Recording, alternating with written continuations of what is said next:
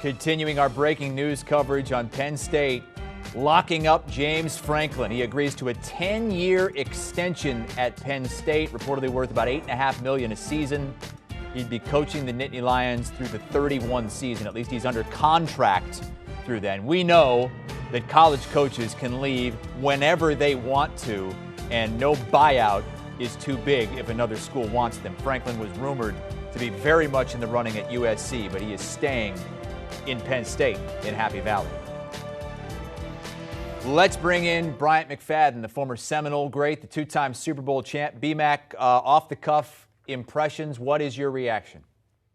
I'm not surprised, Chris. Not surprised at all. This is what you have to do in college football if you have a premier-like coach, not just on the football field, but in the recruiting world as well. With so many jobs starting to open up, big name, prestigious-like jobs starting to open up. This is what you have to do, right? This is the market now for those type of coaches. We saw what Michigan State did with Mel Tucker, I think it was last week, giving him a nice, handsome ransom when you talk about pay raise and extending his contract just to kind of keep some of these other big name programs, off their heels.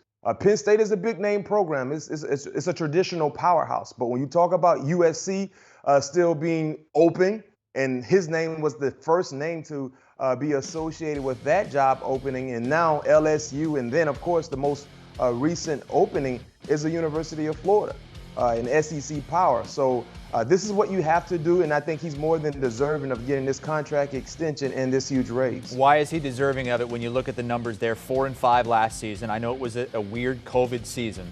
7-4 this season when they were top 5 at one point earlier on in the year, and then things kind of fell apart for them.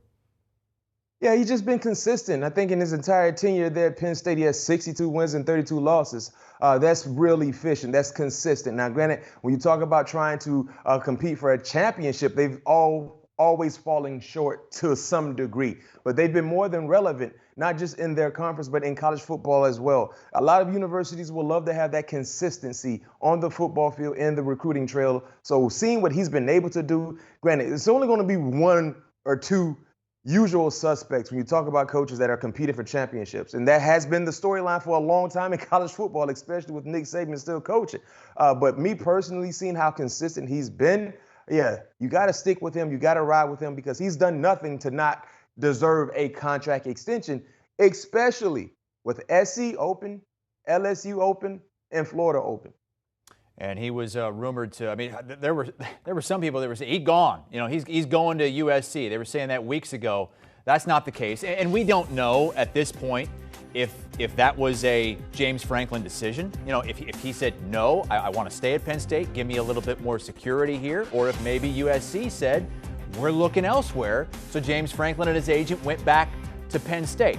What I want to know, BMAC, is why are so many of these 4- and 5-star kids going to Penn State? I mean, it's a storied program, right? But it's kind of in the middle of nowhere, cold weather this time of year. How is he able to get some of the best recruits in the country to go there? I think he's relatable. I mean, when I came out of high school, I was a premier player, and Penn State came down to Hollywood, Florida, and I was like, oh, I'm okay. Tell Coach Paterno, no, thank you, but no, thank you. I'm okay. But to answer your question, yeah, you have to be relatable. You have to be able to relate to these kids. And it's not just about James Franklin. I think his entire staff, they're doing a real good job. And that's the most important thing outside of winning ball games is recruiting. Because if you can't recruit, you're not going to have an opportunity to be consistent and win big-time ball games year in and year out. You look at some of the best championship-worthy teams. They've all won the battle in the recruiting world. And for him to be able to do what he's been doing, getting kids to state college from the South, from the West Coast, Midwest, he's done a tremendous job in consistently doing so. And he's putting together a nice class as well. So when you factor in the class that he's putting together currently, when you factor in so many big time openings are available, and like you said, Chris, when SC became available, Southern California, everyone was saying, oh, James Franklin, James Franklin, James Franklin. You better do something because State College, sunny Southern California. You got to do something to kind of keep his interest right there where he's been over the last few years. So I think it's much needed. and you got to follow suit. Michigan State did what they did. It gave Mel Tucker the entire bank. You know what I mean? In only 2 years, right? In only 2 years. So if you Penn State, you saw what happened to your neighboring school there in the Big Ten. You better do the same thing if you want to keep him there in State College. James Franklin agreeing to a 10-year contract extension. He'll be there at least under contract through the 2031 season. If he stays that long, we don't know. Coaches can leave whenever they want nowadays. Bryant McFadden with us here on CBS Sports HQ. He and Brady Quinn have said this is a good thing for Penn State. James Franklin has earned this. BMAC can be heard on the All Things Covered podcast with his cuz, Vikings cornerback Patrick Peterson. Vikings have it back to 500 at 5-5. Big game this week against the 49ers. Coming up on the other side of this quick break, Barrett Sallee will join us with his take on Penn State empty in the bag for James Franklin.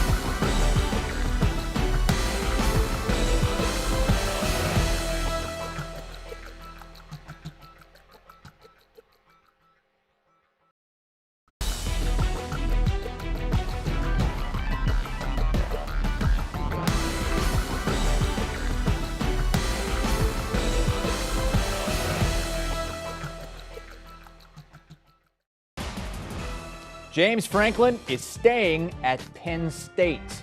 He agrees to a contract that'll run for another 10 years through the 31 season, reportedly worth about $8.5 million per season. Franklin was thought to be one of the top candidates at USC, maybe LSU, a hot coaching commodity, and one of the best recruiters in college football, but it hasn't always shown in the records, especially the last couple of seasons. A losing record in 2020, and despite being in the top 5 at one point earlier this season, 7-4 and unranked heading into their final game of the season against Michigan State. Let's bring in Barrett Sallee. Talked to two people already, Brady Quinn and Bryant McFadden.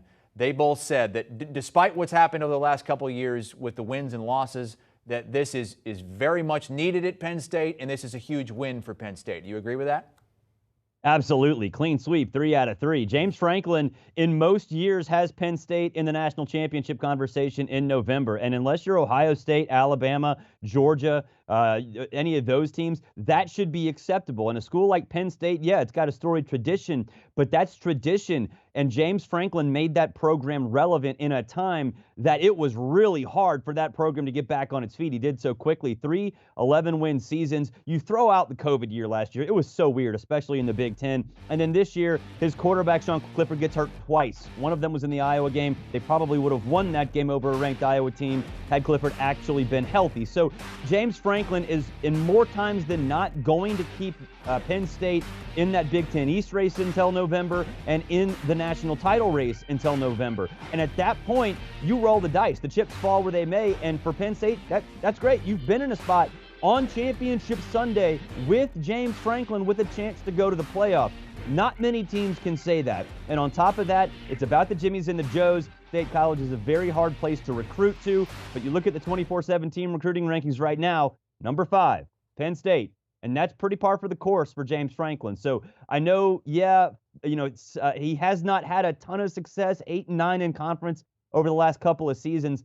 Throw out the COVID year. This year, some bad luck. He's still a dang good football coach. What do you think this means for the other teams, USC in particular, LSU, that may have had James Franklin on their radar?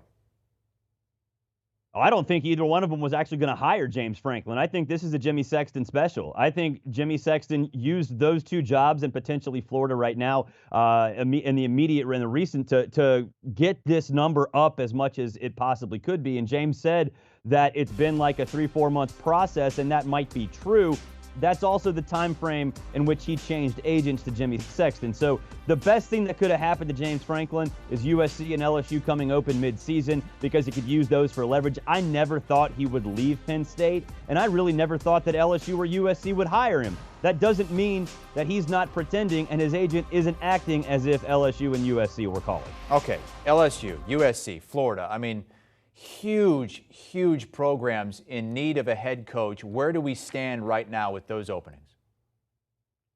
Well, I mean, I think LSU right now, they're going to ask Jimbo Fisher, probably in the locker room after they play in Baton Rouge on Saturday night. He's probably going to say no. But they do have to ask. Scott Woodward and Jimbo Fisher, go way back. So I think that's going to be one thing that does happen. In the end, I think LSU is probably going to wind up with Billy Napier, who would be a phenomenal head coach. It's not the splash. They don't need to make a splash. They need to win. Billy Napier is the right guy. And for Florida, I think it might be Mario Cristobal, or at least they want to have that conversation quickly, because had Oregon not lost to Utah, they might have made the playoff, in which case you wouldn't be able to hire Cristobal until December 31st. Now that Oregon's out of the playoff run on Saturday night, Florida fires their coach Sunday morning. Coincidence? I don't know about that. Barrett Sallee with us here as we start to see things come into focus a little bit more on the coaching carousel. James Franklin off the market, at least we think. He's got some buyout money. I mean, they're going to have to spend a lot to buy him out of that, but we know no coach is ungettable if a big-time school wants him. But Penn State is getting James Franklin to agree to a 10-year extension through the 2031 season. Much more on that, coaching carousel, and rivalry week in college football on the Cover 3 podcast.